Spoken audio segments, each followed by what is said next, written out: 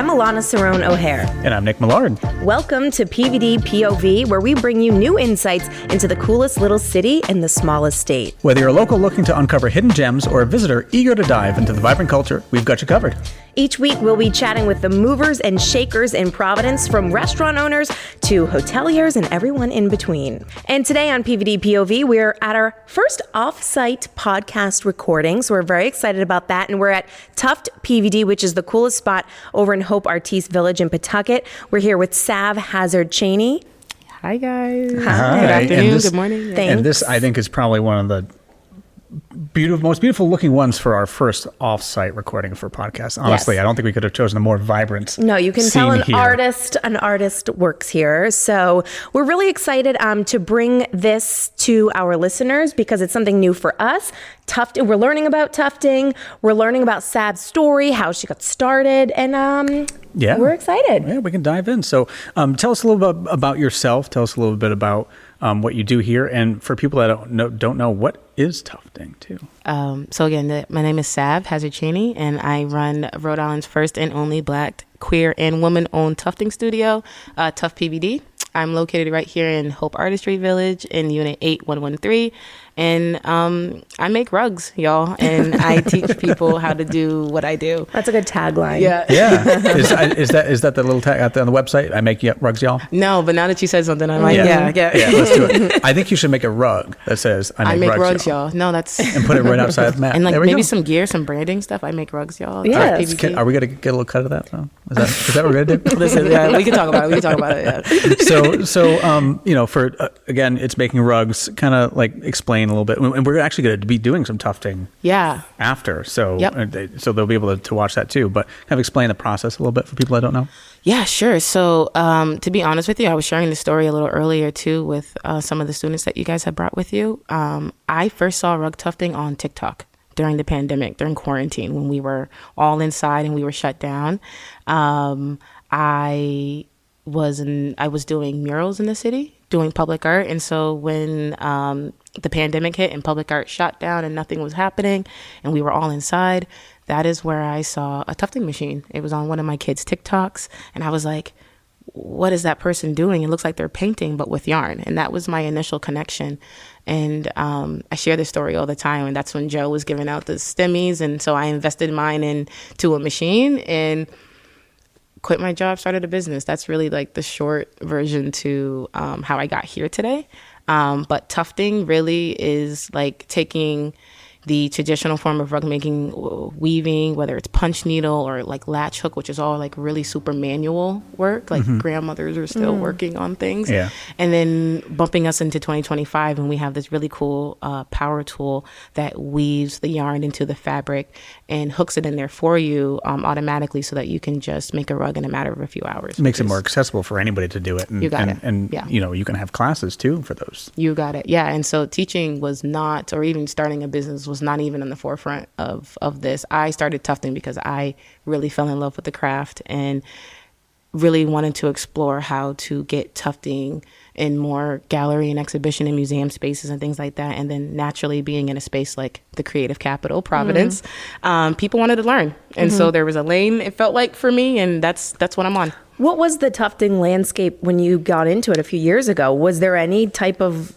like not market for it, but were there people doing it? So there was definitely like a community of people online tufting. And again, this was all happening and sort of upticking during the pandemic. So it was me and YouTube Academy for the first. So instead of sourdough, it was tufting for absolutely. you. Yeah, there's a lot of weird lanes that people got into during the pandemic that that they learned through TikTok or wherever else that For sure. But I think tufting was one of the better ones that came out of it. For sure, yeah, and then it has this really cool visual aspect to it too as well. And so I think, I felt like an opportunity presented itself, and that's what I've been taking and what I've been doing. So. What were you doing before tufting? I know you said you discovered this and you quit your job and you wanted to explore it. So I was a community worker. I was doing clinical work. I was working with some of our city's most vulnerable populations, and really working hard in the recovery community here in Rhode Island and specifically in Providence. And I was boots on the ground, like honestly, I was down in KP Narcanning people every day. And that work was like really beautiful. And I loved the interactions and like the people that I met, and really how I learned about Providence was through that work. And then your girl just got burnt out. And again, I really love that work, and that work was really important, but I got tired. And it seems like you're still weaving, no pun intended. Yeah, no, that was good. Thank you. You're weaving community into what you've built here. Absolutely. And so even though I'm not directly connected to that work in that way anymore, I'm still connected like with that community, and the work that I do has a space inside of that work now too, where I can now show up like a better me. And so I think that was the plan. This wasn't $1 million business plan. I just wanted to wake up and like what I do. Yeah. And you first started out your first studio. Was it the first one that was over at the Graduate? So technically, yeah, I piloted Tuft PVD inside of the Graduate. So I don't know if people are aware of this or not, but like the Graduate brand has a residency program that kind of went dormant again during the pandemic time, and so I sort of seized an opportunity where nothing was happening in that space, and I was like, this is prime real estate. Great. You see it if you ever walk by the Graduate, which who doesn't if you're in Providence, and the window front is right there. That's like having a downtown storefront. Yeah, residency. It's great exposure. It didn't make sense not to try that there, and so I got hooked up with a program through Waterfire and through the Graduate. They got entangled into like a collaboration there for a little bit. And like I said, I just seized an opportunity to pilot this there.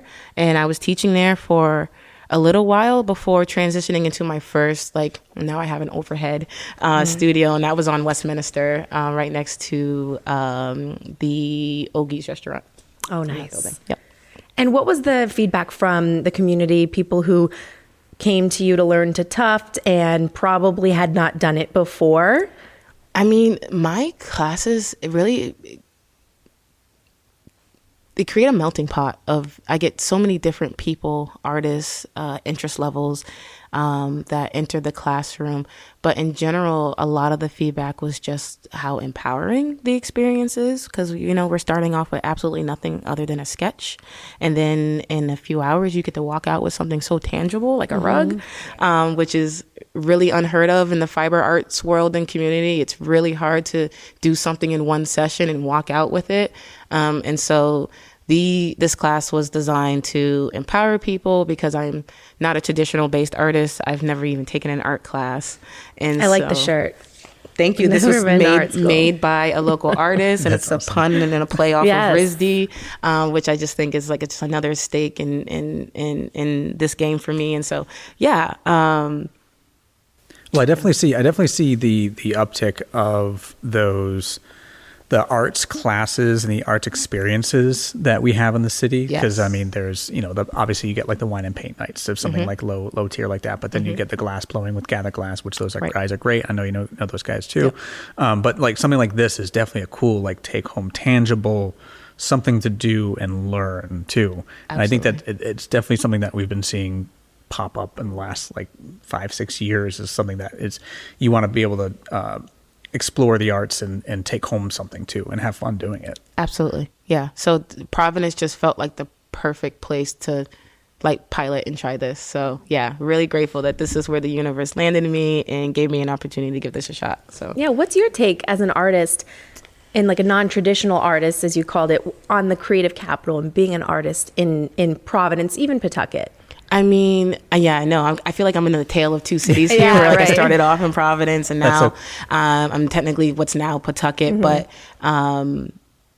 there's a lot of different nuances when it comes to like being an artist here in Providence, owning a creative business, and not having that traditional pathway here. I think part of my story is having a little bit of a chip on my shoulder about like not having access to all of those opportunities and experiences. I think there's something really special to be said about somebody who looks like me and sounds like me to be doing something like this. And so, yeah, you guys coming to me in the month of February, it's Black History Month. And yeah, getting to share my story and really like, I don't have all the answers, and people are like, well, how do you do all this? And and it's just like, listen, I'm willing to share with you like what's worked for me and hopefully like pieces of that help you through like whatever it is that you're doing. But yeah, I move with so much gratitude for this, because I know that like not everybody has an opportunity to do this, and there's also like a lot of risk, and there's a lot of things that I had to get real and brave about in order to try this. So it's definitely a big leap, and I know you said you have 4 kids at home too, so like that's a lot. You're very, very, very busy. Yeah, I mean, I can attest to the 4 kids thing, but. Yeah. I don't own my own business. I don't own my own, whatever this is, but it's definitely. You're an artist, though. I'm an artist, but I get paid to do this stuff. True. Like, I have my day job. And we're going to see how you do tufting. I don't know. Yeah. I mean, I've never been the one of like drawing or arts or anything like that. I mean, I know this is a little bit different. I think you had said you had almost said it was like almost a paint by number type thing. Yeah, it's a bit more technical. Yeah. So you don't have to have the artistic flair as much as maybe doing like a wine and paint night. Because I know for me at least, I mean, we had our Christmas party over at Barlino, and then we had in Johnson, and they had a traveling paint, like a paint thing. night, like a paint bar type of thing. Bar thing. Yeah. Yep. And you could definitely tell the people that were like too into it, and they're trying to get everything perfect. It's like, what did she do? Which way this goes over here? And then me, I'm just like, yours was good though. I think everyone was shocked at how good yours was. Well, thanks. That's you didn't think I could do that? That's a really important part of this class too. Is like the opportunity for you to come in here and you're allowed to be new at something, and then realizing that you can still walk out with something really cool and it looks pretty good still. And you're allowed to be a first timer in here. That is just such a big part of the class. No one's expecting it to look perfect like this. No. And that's why you got to come in and get your hands on the material. And maybe it's something you do want to pick up later, but it's not a cheap thing to just try. Right. And so, What are people coming in to make? Or is anyone come in with like a weird request? Like, I want to make a rug of like my boyfriend's face or something? So I give people homework before they get into the class. I'm emailing people, which actually I got to email my class for Sunday today. I give people homework and I email them a PDF. Then I share with them like, hey, this is what makes a good first time tufting image, because you got to get out of here in 4 or 5 hours. Otherwise, your time, my time is no longer being considered. And so for the most part though, people are coming in, and anime is a really big theme in here. Anything that you can think of like in a coloring book, stuff with nice clean clear lines or divisions between colors, lots of color blocking is what makes a really good first time tufting image. And I still get people who will upload like their family portrait, and I'm like, can't do that. Hey, thanks for reaching out, but listen, not gonna work. Not gonna work. Not in 4 hours. You can go print your picture at Walgreens or something, and you'll be fine. Right. It's something completely different. And that's why. So our logo, which we're going to be doing later, the PVD POV logo, which was that. So that's like a perfect example of something very. I would consider that a more of definitely like a more of a challenging piece for a first time tufter. Mainly, and it's the letters. Like letters are just infamously very difficult, and to be real with you, letters don't look good until you rip it off the frame and you get into the shaving and the finishing process, because that's how you get them to look really, really, really good. And that part I'm excited for, like the shearing. Like if you shear, like you ever see the videos of when they shear a sheep?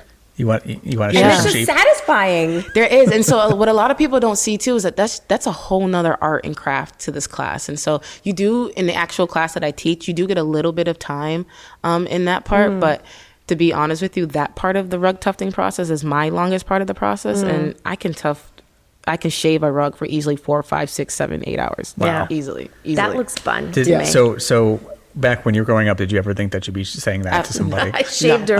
No. I've been shaving a rug for 4 hours today. No, you guys. It took me 9 years to get a 4-year degree. And it's in psychology and chemical dependency and addiction, and now I make rugs. Yeah. So like, you never know what's gonna happen. Never know. Life just brings you all these different ways. What do you do with the leftover shiven parts? Yeah. So infamously, this class makes a lot of mess. I like it. I grew up hearing my mom yell and always wanting to clean, and I surprisingly like cleaning now. And so I teach with regular like acrylic yarn, and it's not the best stuff because it's really just plastic. It's not very eco-friendly, and so I tried to save it, and folks who will come in and create pillows, and so I'll offer that as stuffing. I got into making clear ornaments this Christmas, and so I was stuffing the ornaments with all of the yarn scrapping. That's cool. And then you see all the stuff on the floor now because I actually used that as confetti during my opening. That's right. So yep. I like it. That's why it's and it's like an art space. Like it doesn't have to be clean, right? It doesn't. Especially when this is the material that you're using. So. Exactly. But I do love the nicely organized wall back here too. And this is like a living art piece in itself. People are nice. actually coming over here during the class and choosing their yarn colors this way. And then this is being reset every week. And so there's just, there's a lot of cool little things that like you guys think are cool, but also like it's for me because I'm an artist and I like it. And so, It's like a nail polish wall. Yeah, exactly. Yes. I love it. So question here to keep and maybe keep it as much PG-13 as we can. Has there ever been a super crazy request for a tufting image? Like an image? Yeah, something like what's the weirdest? Maybe the weirdest one. To be honest with you, I don't know if it's just like the vibe I get off, but I definitely feel like I call my people, and because I'm never getting anything in here that I gotta like question too much. It's more so like if somebody wanted to come in and make a Disney princess rug, I love that. It's cute. I can't post it on social media. You're gonna get my page took down. Oh, what, for copyright or something? Yeah, Disney don't play. Disney does not play. So some of that stuff I got to tiptoe around, and really because I started programming and working more like inside of the school systems, and so to be honest with you, the only image that I've ever really like had to think twice about, I think there was like a light bulb that was maybe smoking a joint or something like that. And I was like, this is pretty close, but that's about it. Yeah. That's about it. Yeah. That's not bad. And surprisingly enough, I'm actually going to be at the Cultivators Classic that's happening in March. Okay. They're going to be taking over all of the hallways here, Mother Earth. And so I'll be tufting a live logo and things like that during that. So, that's great. That's awesome. I wanted to talk too about Jennifer Hudson's show because you said that we're coming up on a year when they contacted you. How did that process go, and what has it been like since? So funny enough, I thought it was a scam. They emailed me. Right, you thought it was your car warranty and whatever. Listen, it's tax season. I was like, I know what you people are doing. And so, but after a couple emails, we ended up on a Zoom call with a producer, and they basically was like, Jennifer is heading into the 3rd season of her show. She's starting this new segment called Jennifer Tries, and she's just like going around and trying new things. Tufting sort of fell on the table, and they said somebody from Providence actually wrote to their team about me. They wouldn't disclose who. They wouldn't tell me anything like that. It wasn't me. I'll just let you know. Listen, but sorry. I would have let you have it too. But yeah, somebody wrote to them just about like, hey, you need to check this girl out and what she's doing and what she's creating here. It's cool. And it was just like so compelling. Like people rooting for you and you don't even know they're rooting for you. That was beautiful. And the producers got on the phone with me and they're like, listen, we're going to put it on the table. We don't know if it's going to get picked up. And then next thing I know, they call me and they're like, yeah, Jennifer wants to try it.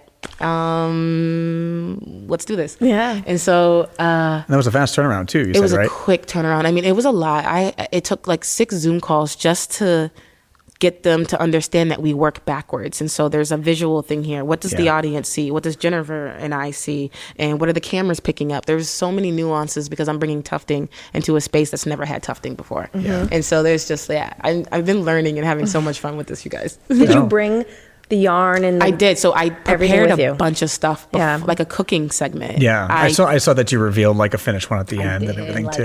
You pulled the Martha Stewart thing. I did. I did. Sure did. You had to. And so I packed a bunch of stuff in my carry-on and in my bags, and I flew it to LA, and that's how we got that job done. I turned my 4-hour class into a 6-minute TV segment. Jeez, yeah. That's a lot. That's a lot of information to kind of squish down in something so small. Absolutely. But Jennifer was surprisingly the coolest. She seems it. I'm so happy that was my first like Hollywood experience. She is such a lovely human, not because she was lovely, but also like the people around her were so kind. That and makes I'm like, me that's happy. a testament. That tells me something's good going on here. Right. Yeah. Exactly. Yeah. Crazy that 5 years ago you were a newbie learning on TikTok, and now you're teaching people and teaching Jennifer Hudson on national TV. kind of crazy how the world works. Yeah. Again, you didn't think 5 years ago that you would be there. No. Or here. I mean, because, who's Jennifer Hudson? Who? Like, this is, our podcast. I mean, PVD POV. I mean, come on. Sav's going to be telling this story to whoever the next. Yeah, exactly. In 4 years, you'd be like, I was on PVD POV. I was so nervous. I couldn't do anything. Yeah.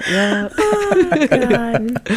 But no, this is probably like one of the more comfortable interviews I think I've had, to be honest with you. I've been in front of a few different cameras doing different things, and it never really, I don't know if it's the headphones. I mean, like I can hear myself. Maybe that's it, even though I don't really like it. You gotta like it. I like it. A lot of it doesn't like it as much, but hey, it's got some good vibes. And maybe it's because I can't Yeah. hear a lot of what is happening like outside, because I get easily distracted. Yeah, Me too. Yeah. And so this has felt really good. That's what we want to do, because we want to, just talk about the cool things in Providence and beyond that people don't necessarily know about or see, but dive a little deeper than you would see in a news segment and stuff like that. So and we got to bring this stuff to the potential visitors to Providence and make sure that everybody kind of knows that you're here to do something fun, because I know whenever we have visitors coming in, they're just like, oh, I want to do something fun. I want to do something different. I want to we send them a lot to the glass blowing, the tangible things. They want that hands-on stuff. And something like this is a great thing to showcase Providence art, Providence as a city, the creative capital. Yeah. Honestly, I think it's a great thing that you're doing here, and I'm glad that we can help you out. And, I appreciate that, guys. And boost you up here a little bit.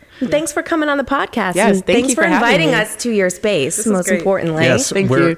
We're going to end the audio version of our audio section of our podcast, and stay tuned. We're going to go hop on over and do some tufting. If you're listening on the podcast, make sure to check us out on YouTube or over on our social media channels, and you'll be able to hear the rest of the go see us tufting and see if Alana can actually hold the it's a tough job. She got this. It's Somebody's a tough job. Do it. It's a tough job. We get that. I do those puns all the time. Yeah, I knew it.